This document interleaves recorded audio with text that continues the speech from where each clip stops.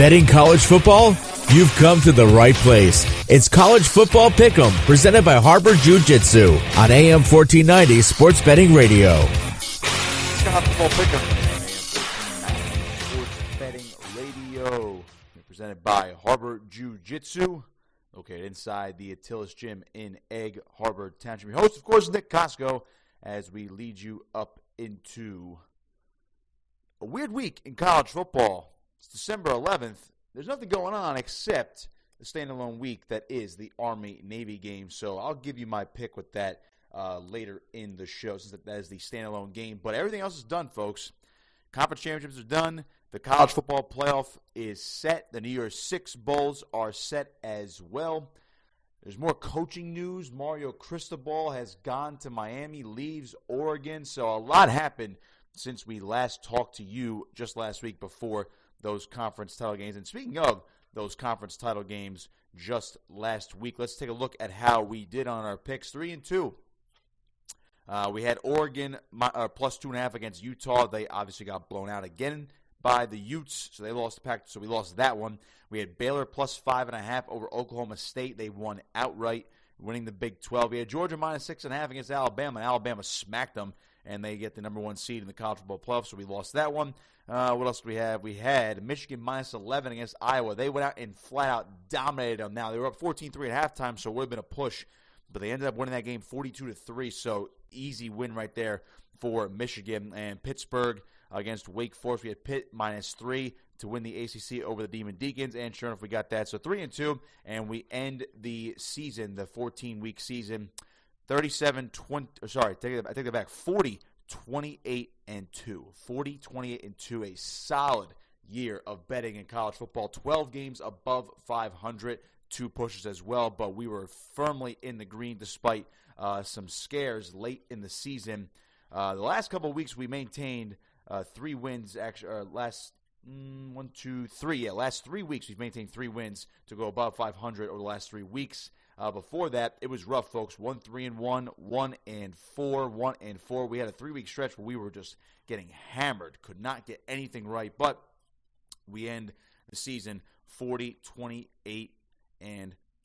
How about that? That's a solid year from a betting perspective. So as we move forward, and we'll provide more picks, of course, once the playoff comes around. Some of these other bowl games, schedule dependent. Of course, we are a once-a-week show on a Saturday, so it also depends on when we are going to have these games, and of course how it aligns up with the show schedule. But we'll get some more picks to you out before the season ends, and of course we'll be previewing the national championship game through the college football playoff and all that good stuff. But for now, we are going to talk about the rankings 1 through 4, the college football playoff matchups, and I'll give you my early impressions. Which right now we have Alabama hosting. I say host, but Alabama will be playing Cincinnati, and Michigan is going to be playing Auburn. Those are some great matchups to kick off this year's playoff and for those Final Four. It's different this year. I mean, the only thing that is not different, of course, is Alabama and Georgia being there. The SEC having a heavy presence. Or Alabama, of course, got back in. Everyone thought this might be the year they finally get knocked out, just because Georgia was just so good this year, right? Wrong. Alabama is Alabama. They're going to be Alabama. They're just going to, Alabama's going to be Alabama. And sure enough, they beat Georgia. It was a competitive game at first, but they just, once they jumped out, Georgia really had no chance of crawling back into that one. Alabama's offense is just way too good. They beat an elite Georgia defense, and there's been a lot of talk this week how maybe Georgia was finally exposed. Now, the defense is still great. They do have some talent on offense as well. I mean, for the freshman tight end, Brock Bowers, by the way, is just unbelievable. That guy's going to be a superstar, if not already. He's going to be one next year, and the following year, then he's going to go to the NFL. He'll dominate as well. But when you look at what Alabama did to Georgia, it really was no contest based on how Bryce Young played. And Bryce Young probably played himself right into a Heisman Trophy. Now, Georgia leads 3-0 after the first quarter. Alabama outscores them 24-14 after that, and they have a 24-17 lead at halftime, and they just hold Georgia to 7 points in the second half, extend their lead, win 41-24. So after that first half, or basically after that first quarter, I should say, It was all Alabama. All Alabama. Outscoring them 41-21 the rest of the way. All Alabama. Now, this really begs the question, now, how is this playoff going to shake out? Because you're going to get Cincinnati taking on the Crimson Tide. That's not exactly a favorable matchup for anybody. I mean, Cincinnati was always going to be, again, Cincinnati earned their way to being a top 4 team in the country this year, 13-0, American Athletic Conference champs. Luke Fickell's done a tremendous job with that program for years, and it finally all paid off this year. And again, their only loss last year was a Peach Bowl loss to the Georgia Bulldogs. Let's not forget that. Georgia does still get in the playoff this year. They'll take on Michigan. We'll talk about that game in a second. But as far as what this matchup means and just my early impressions of Alabama-Cincinnati, I think Alabama's going to win. I would love to see Cincinnati pull this upset and show that the Group of 5 can win the college football playoff. Not only can they get in, they can win a game and have a chance to win a national title. Now, granted, they have a chance to win a national title right now because they're in the tournament. They are in the tournament. This is what we wanted. We wanted to see a team like this get in. Now they're in.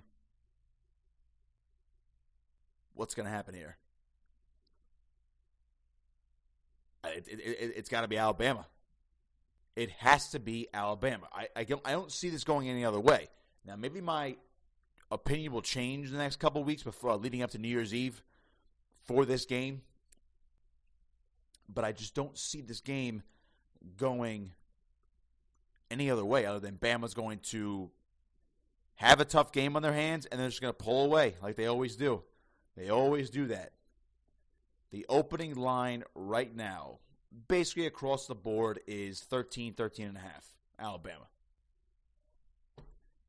It just goes to show you what Vegas thinks. That if Georgia was a near touchdown favorite over Alabama and Georgia lost by 17, I can't even imagine what's going to happen with Cincinnati. The over-runner at about 59.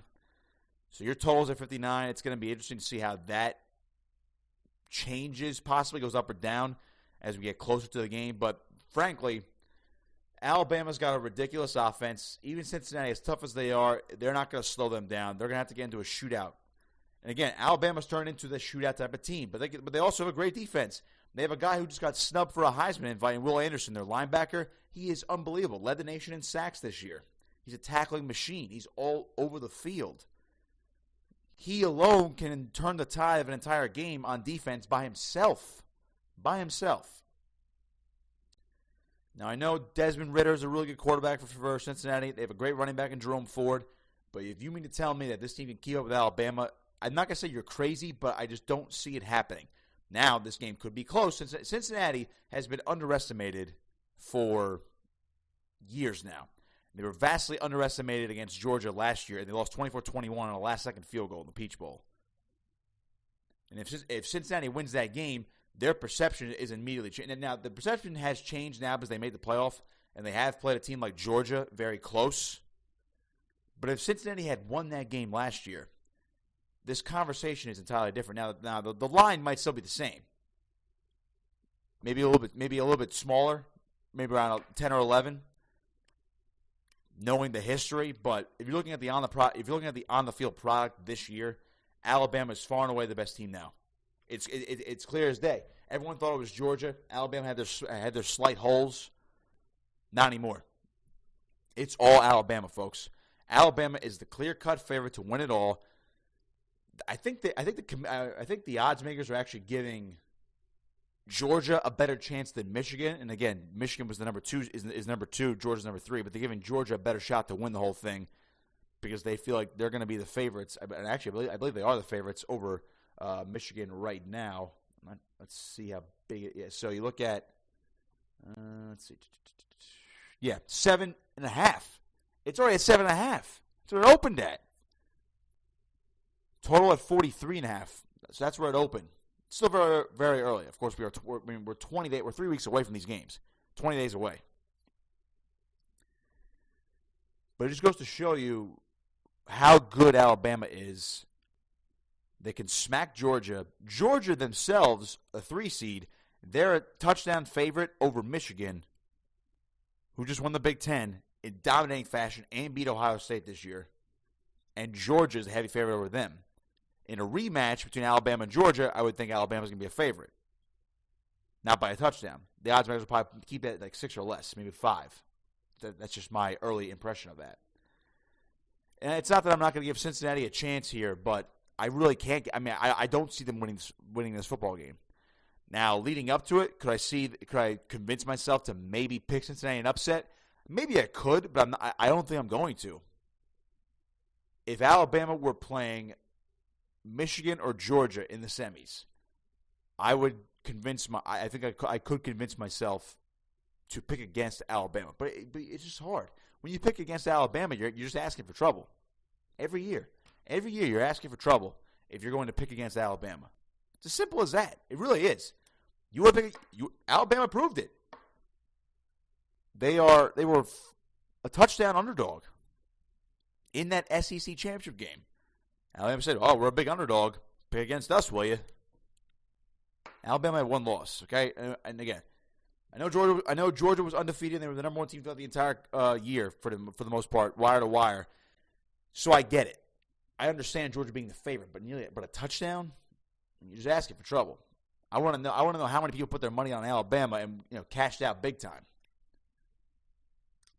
But to go against Alabama right now in this entire tournament is bonkers.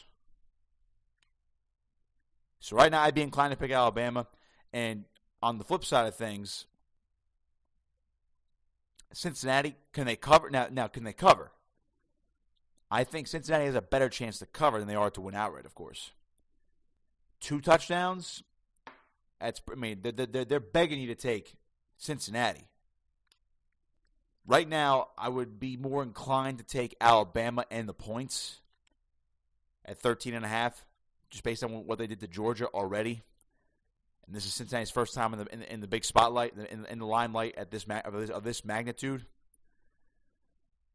So I'm not going to say it'd be a stupid bet to bet Cincinnati, but it's risky based on what Alabama has done in the past, based on what they've done this year, and based on the history of these semifinal games, which are traditionally bad games anyway. They're all blowouts. I mean, what's the lone exception? That Georgia-Oklahoma Rose Bowl a few years ago. That's my thinking, because it was Baker Mayfield's last year for Oklahoma. And that was Jake Fromm's freshman year for Georgia, the year Georgia went to the title game and lost to Alabama in overtime. Now that was a great semifinal game. That's the only one that comes to me off the top of my head. I can't think of any other semifinal game that's good. So I could see this being another one of those games where, feel good story, Cincinnati, should be a good game at first, but then turns into a blowout. Or maybe it's a blowout the entire time. It's just not competitive. I hope it's not. So I want Cincinnati to be competitive. Even in a loss, I want to see Cincinnati be very competitive and say, yeah, we deserve to be here. We gave them everything we had. Gave them a run for their money. But I don't see it right now. So right now I'm more inclined to say Alabama minus 13.5. The points at 59. The total, I would take the over. I think I would take the over in both these games. Now, Georgia Michigan is going to be lower scoring, I believe, compared to the other game. But the total only at 43.5. I would still hit the over. Michigan can score.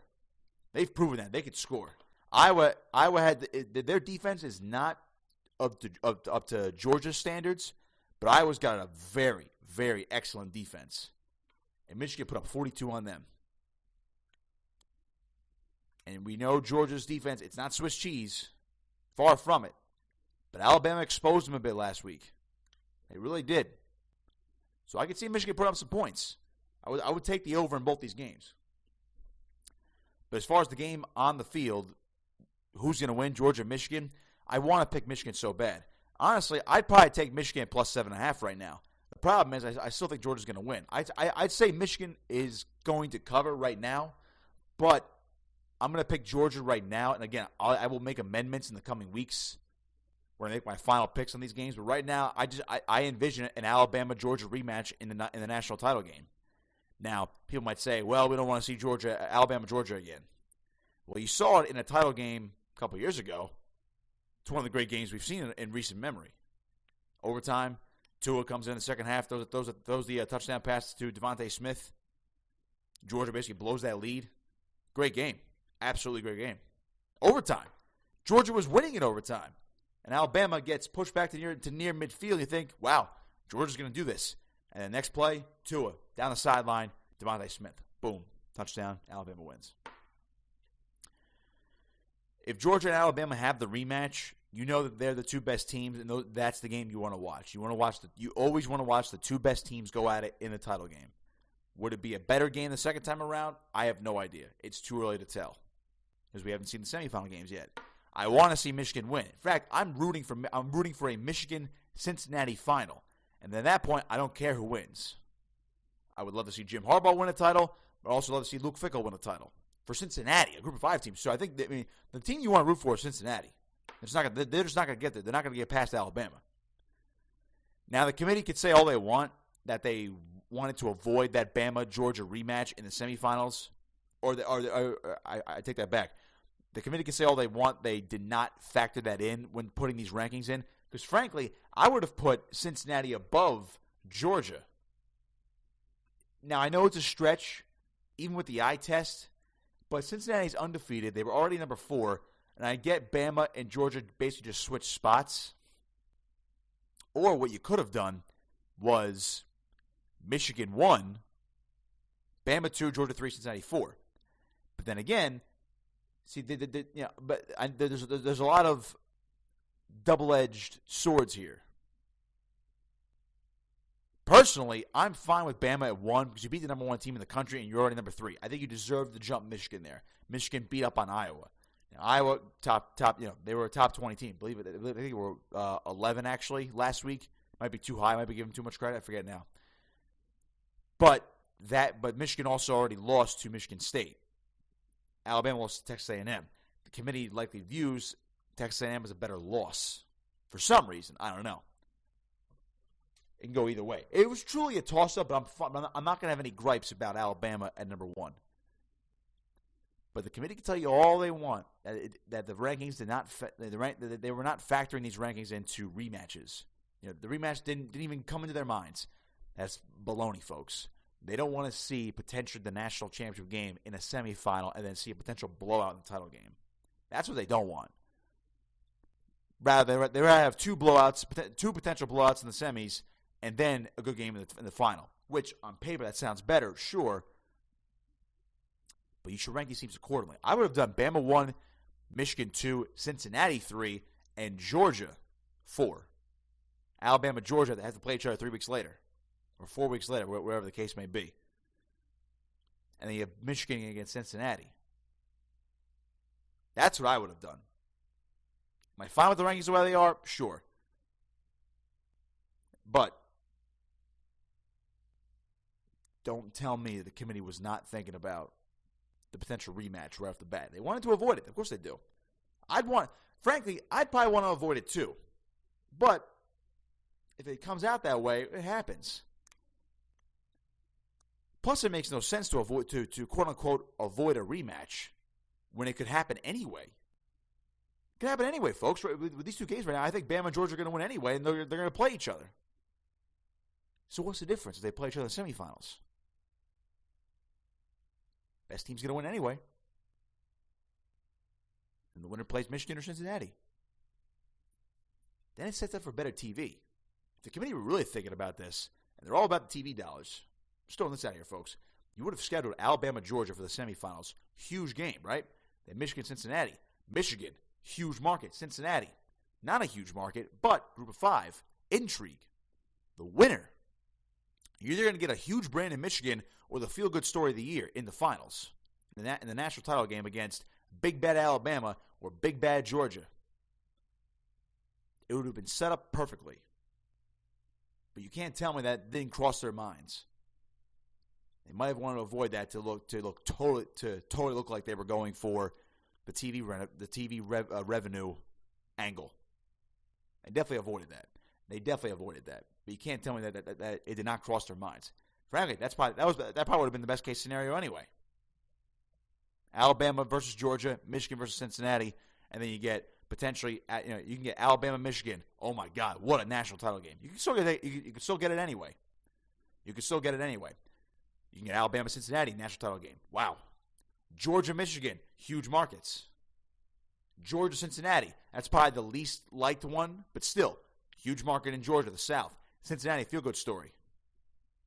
And you're gonna get a new chance. It's gonna be somebody that's not Alabama. Either way, you would have been set up for great matchups. But alas, we didn't get there. So right now I like Bama minus 13.5 and Michigan plus 7 right now. I'm going to double check for you folks. That line is 7.5. Sorry, I take that back. I like Alabama minus 13.5 and Michigan plus 7.5 right now. But I think amendments are coming. I think they are coming. All right, we're going to step aside and take a quick break. On the other side, we're going to start breaking down Mario Cristobal to Miami, and that was the biggest coaching news over the past week. Just the latest domino to fall in this coaching carousel. Oregon is now open. Who goes there? Does Chip Kelly go back there? What's the deal with that? What's the deal with that? Who knows? But we'll focus on the impact of Mario Cristobal on Miami coming up next. Keep it locked here. Listening to College Football Pick'em right here on AM 1490 Sports Betting Radio. Betting college football? You've come to the right place. It's College Football Pick'em, presented by Harbor Jiu-Jitsu on AM 1490 Sports Betting Radio. Back here on College Football Pick'em on AM 1490 Sports Betting Radio. Nick Kosko with you. Here presented by Harbor Jiu-Jitsu, located inside the Attilas Gym in Egg Harbor Township. Bring up to 9 a.m. this morning. Coaching news this week. How about this? Mario Cristobal, just a day or two after losing the Pac-12 title to Utah with Oregon, all this starts surfacing about him in Miami. He's from there, be the best fit, basically his dream job. Who knows if it's going to happen? They haven't even fired, at this point, they haven't even fired Manny Diaz yet. They hadn't even fired him yet.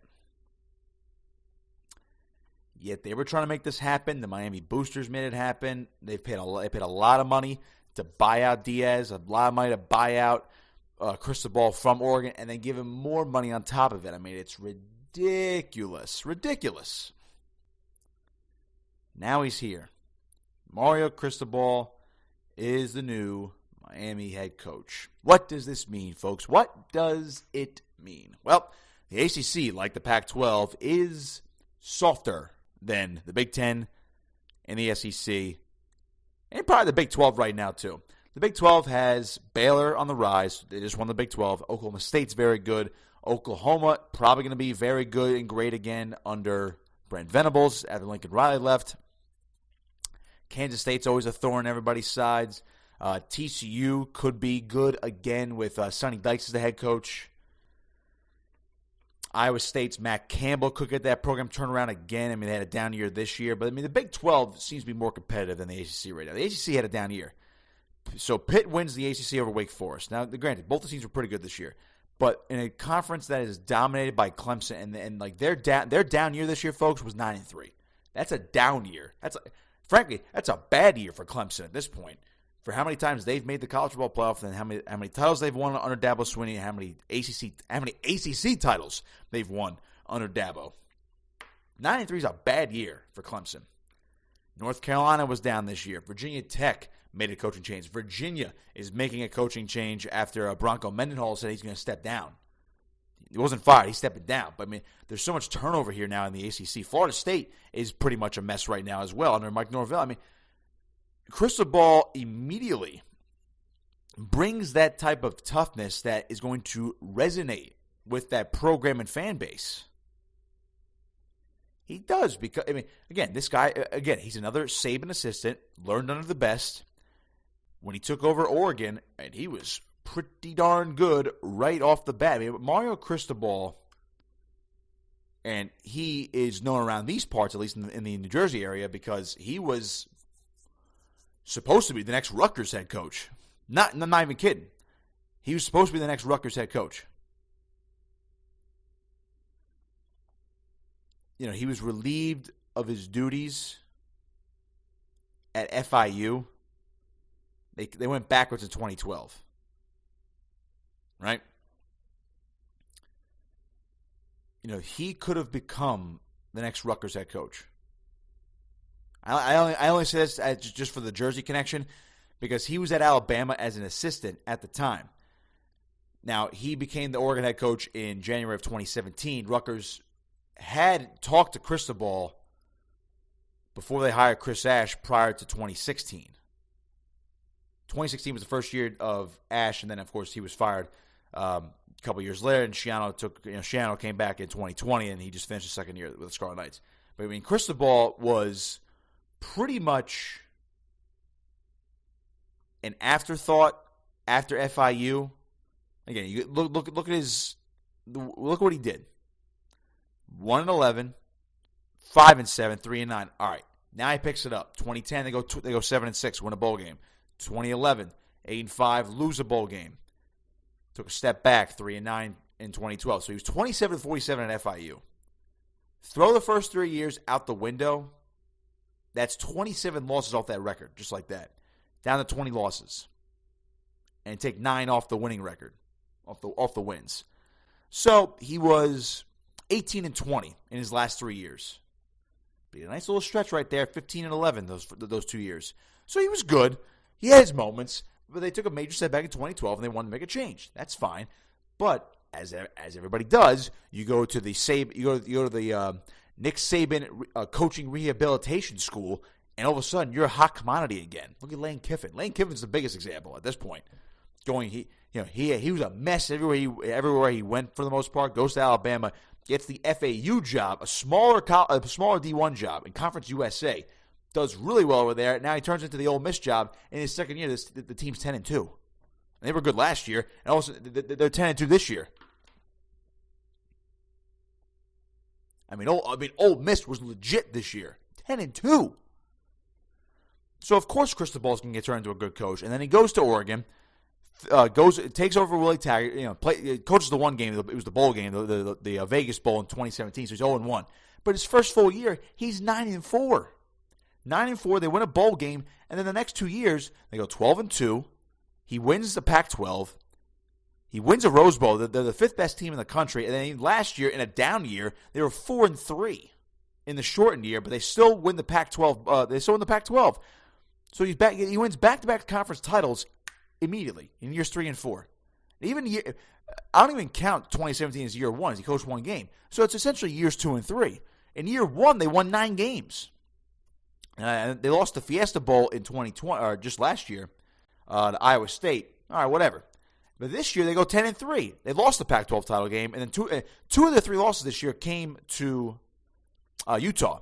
They had a bad loss. I mean, granted, all their losses this year were bad. They had a bad loss to Stanford, who's really not that good right now, and they had 2 bad losses to Utah. But at least Utah's a good team, and one of them was in the Pac-12 title game. I mean, overall, he was 35-13 in Oregon. Miami would kill for that right now. So you mean to tell me that he can't make an instant impact on Miami? Of course he can. He's got more. I mean, again, I shouldn't even say he has more resources, but it's a different type of resource. He's got more booster backing him. Miami wants to be great again now. They want to go back to the heydays of the quote unquote the U. That's where they want to go back to right now. They want to go back to those early 2000s, back in the 80s. I mean, they want the heyday of Miami to come back to the ACC right now because Clemson has been dominating this conference year in and year out. And in a bad year for the conference, Pitt won the conference. Pittsburgh and Wake Forest went to the ACC title game. And at one point, when Wake Forest was undefeated, people were talking about, could Wake Forest make a run at the college football playoff? Folks, I'm going to tell you this right now. If Wake Forest was undefeated, they would have had a good shot. They would have had to go to 13-0 and win the ACC, of course. But they were 13-0.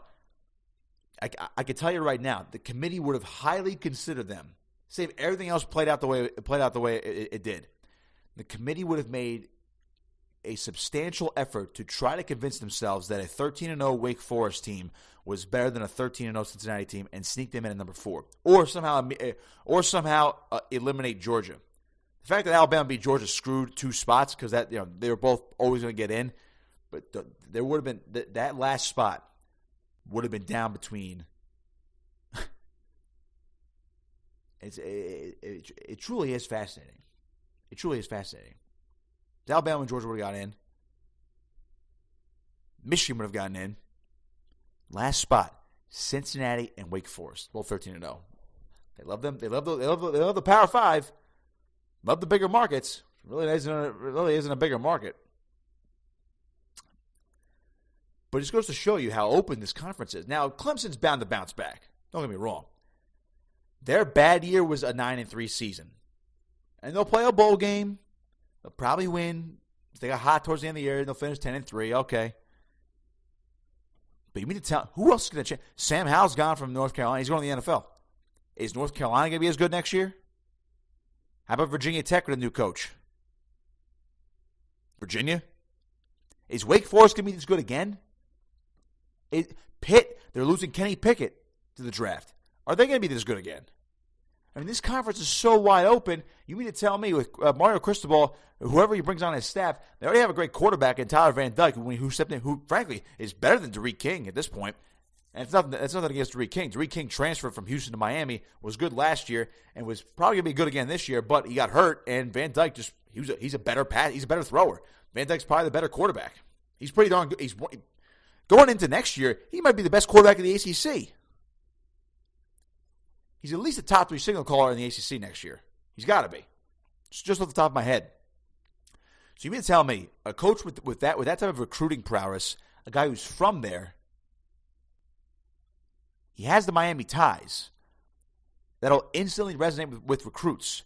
Miami's willing to spend top dollar on everything and anything to make sure this program is the most competitive in the country. You mean to tell me this guy can't win 8 to 10 games next year? I wouldn't rule it out. They won 7 this year under Manny Diaz. Everyone thought they were terrible. I shouldn't say terrible, but you would not believe the amount of criticism that Manny Diaz got this year for a 7-5 season. But Miami saw a shiny new toy. We want that. Just like LSU. The available coaches? Nah, we'll take Brian Kelly from Notre Dame. USC? Available coaches? Nah, we'll scoop Lincoln Riley from Oklahoma. Oklahoma and Notre Dame lost their coaches to USC and LSU. So, yeah, Oregon, despite the Nike money, despite Phil Knight, they can lose a guy like Mario Cristobal, a sought-after candidate or sought-after coach, to a program like Miami. If they're going to shell out the dollars, then that's not saying Oregon doesn't have the resources. But with it, a guy, I mean, he's been one of their best coaches in recent memory. Chip Kelly was great at Oregon. Mario Cristobal was great at Oregon. What happened to Chip Kelly? He left Oregon for the NFL. Had some success early on with the Eagles, flamed out, went to San Francisco, flamed out immediately, came back, and once he came back to college, he had to rebuild UCLA from the ground up. And they were 8-4 this year. Now Chip Kelly could be leaving. I mean, UCLA, at the peak of their powers, is a great football school. But the Pac-12 isn't what it was back in the day. The Pac-12 is run by USC and Oregon right now. UCLA, maybe they'll be back to that relevance.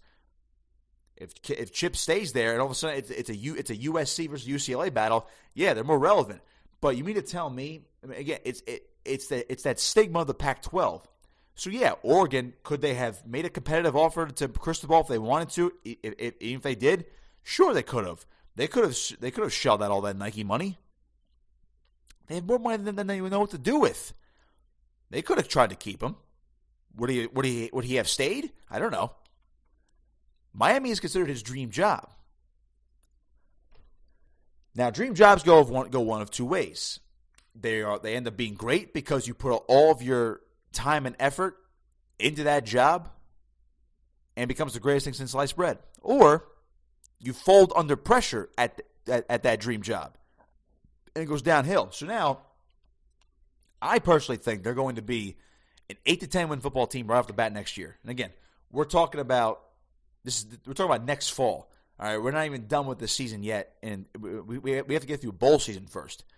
But if you mean to tell me that he can't win 8-10 games next year, you're crazy. Can they compete for the ACC? Absolutely. If this team is 9-3, 10-2 next year, which very well could be possible, they could be playing in the ACC championship game. Is Clemson going to be back to where they were next year? Probably. Not flat out dominant. But take the Coastal For example, this year, Pitt won the Coastal Division 10-2 overall, and they were 7-1 in the conference. Miami, again, everyone wants to rip Miami this year. They were 7-5, but they were 5-3 in the conference. Let's go back to Miami's schedule. Who did they lose to this year? Lost to North Carolina. Division loss. Lost to Alabama week 1. I'll just go by their conference losses. They got killed by Alabama. All right, whatever. And so 7-5, they had 3 conference losses, but their 2 out-of-conference losses were to, by the way, Alabama and Michigan State. Alabama's the number 1 team in the country, and Michigan State was the top 10 team this year for the most of the year. Lost to Virginia, lost to North Carolina. They actually upset Pitt, by the way, Miami. Don't forget that. They beat the champs this year, and they had a bad loss to Florida State. That's really where the Manny Diaz love ran out.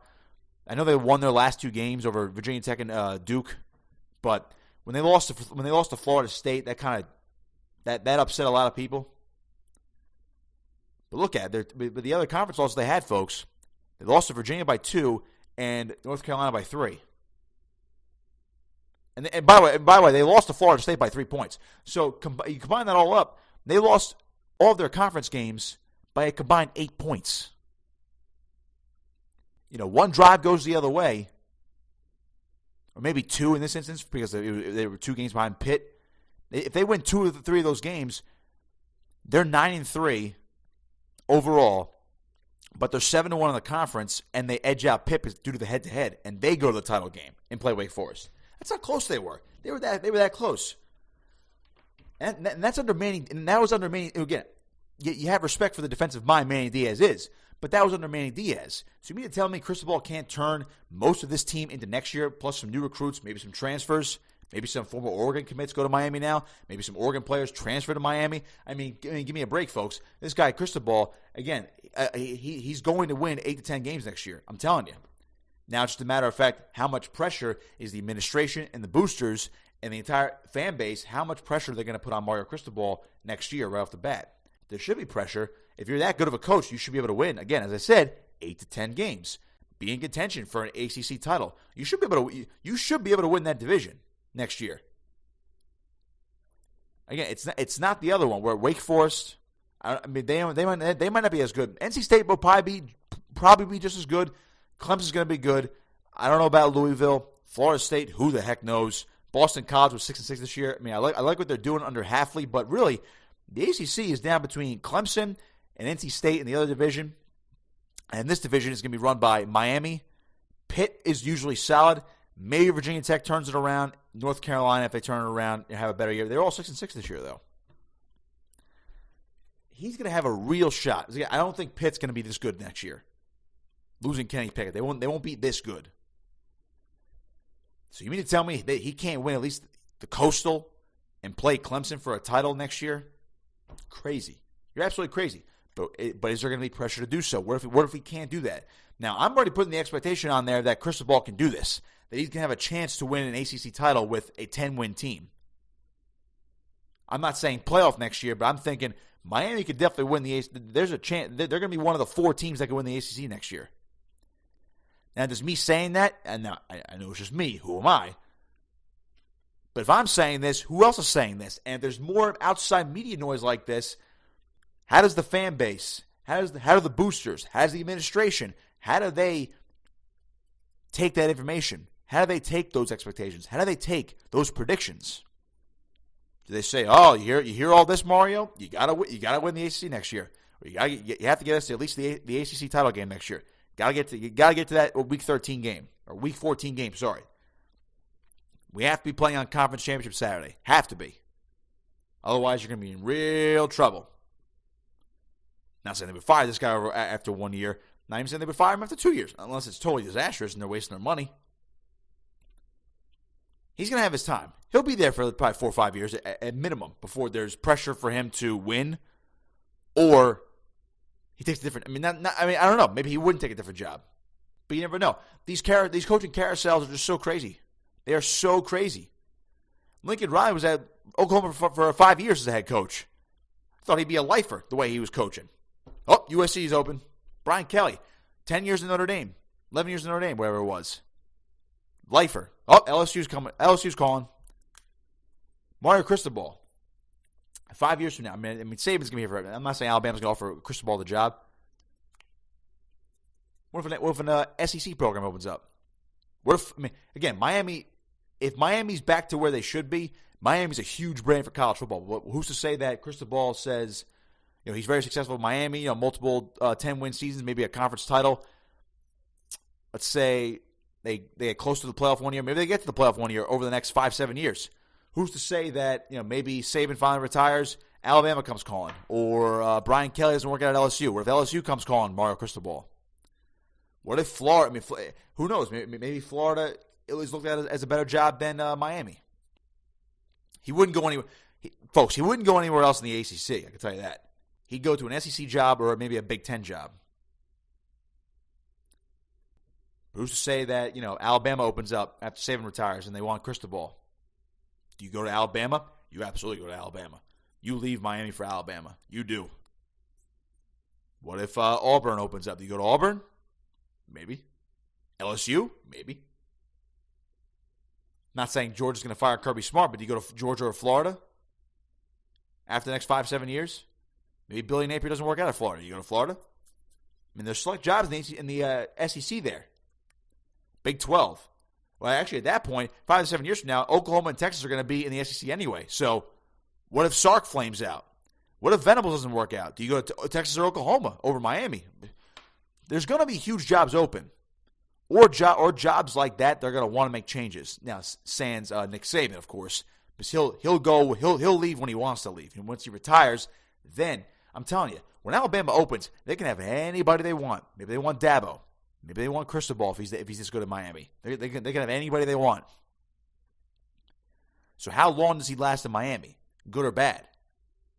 Or is this the final stop for Cristobal? So you have to think 5 to 7 years ahead. It's like, all right, do we need to win all this now in case we lose to a different job? Or should we expect ourselves to win like this, big time, in the next 5 to 7 years? Or do we cut ties? And if we don't, do we cut ties? You got to think about this stuff. It's crazy. I'm really fascinated. I think he's going to do well. I like Cristobal as a coach. I really think he's going to do really well at Miami. I think he's going to be very good right off the bat. I'm telling you, 8 to 10 wins next year, folks. 8 to 10 wins.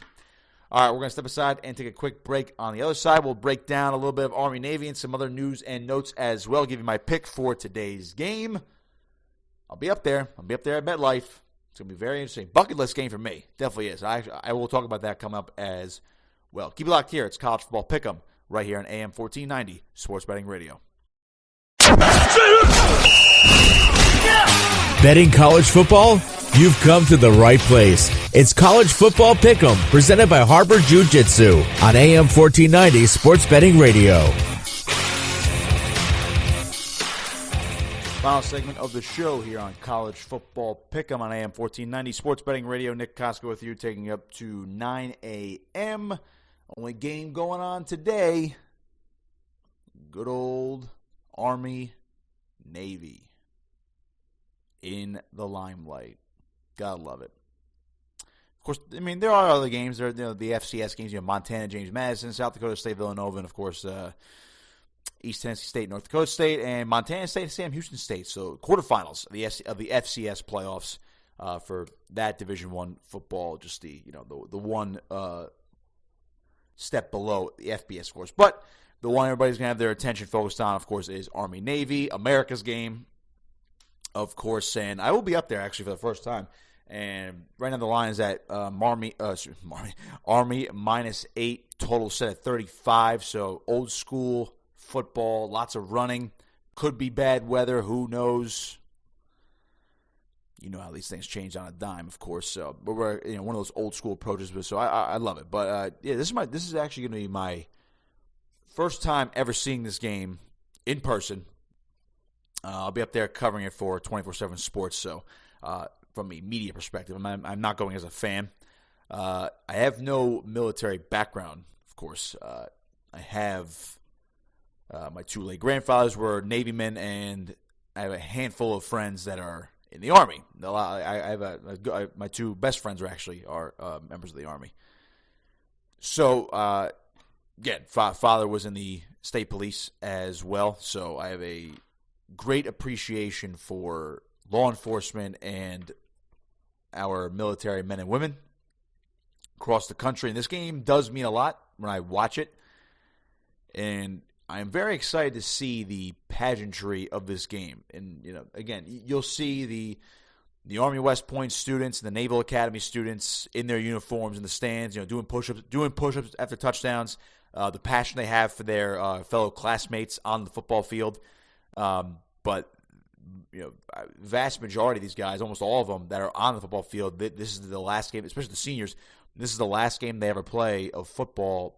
Some do get that exception to go to the NFL, and the Army or Navy gives them the exception for a couple of years to try to make a career out of the NFL, and then they have to do the rest of their service, go through their service time and whatnot. I forget exactly how that process works, but generally, especially for the seniors in this game, this is the last game they ever play, so they leave it. I mean, you want to talk about leaving it all out on the line in a football game? This is where you get it, no doubt. This is where you get it. You get it here. Sometimes these games turn into blowouts. Sometimes Army could be a 10-2 team this year, Navy could be 2-10, and yet they'll still play a 17-14 type of game. And this game gets sloppy, gets dirty. It's old school. It's wing T, triple option.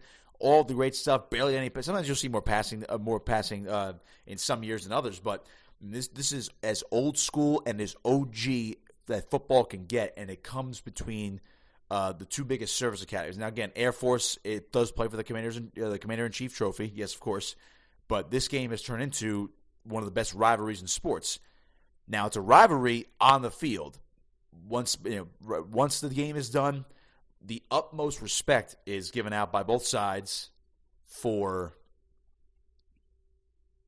the football players, the coaches, the staff, and, of course, the students themselves, the academies themselves. To me, it's so awesome to watch every single season, no matter the outcome.